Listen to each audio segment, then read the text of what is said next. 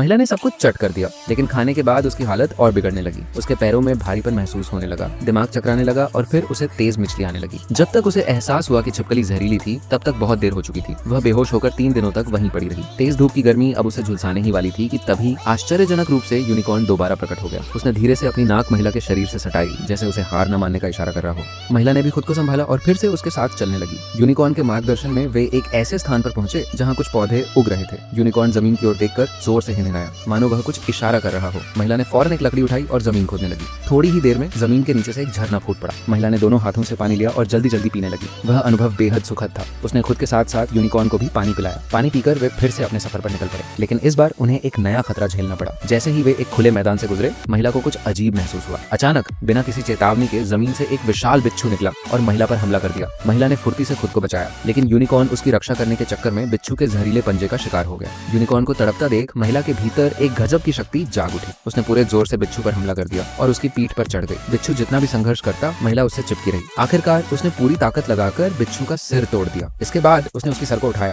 तेजी से भागी, हवा में छलांग लगाई और उसे आखिरी घातक वार दिया। जब तक बिच्छू पूरी तरह शांत नहीं हो गया, वह उस पर वार करती रही। इसके बाद महिला यूनिकॉर्न के पास गई और बहुत दुखी होकर उसके घावों को देखने लगी, लेकिन स्थिति गंभीर थी। बिच्छू के जहर की वजह से यूनिकॉर्न की चोटें संक्रमित हो चुकी थीं, पर सौभाग्य से महिला कोई आम इंसान नहीं थी, बल्कि एक शक्तिशाली जादूगरनी थी। उसने तुरंत अपने इलाज का जादू चलाना शुरू किया। भले ही उसे अपनी सारी शक्ति खर्च करनी पड़े, लेकिन वह यूनिकॉर्न को बचाने के लिए दृढ़ थी। जैसे जैसे जहर बाहर निकला, यूनिकॉर्न ने धीरे धीरे आंखें खोली। आखिरकार वह चमत्कारिक रूप से बच गया। Please subscribe.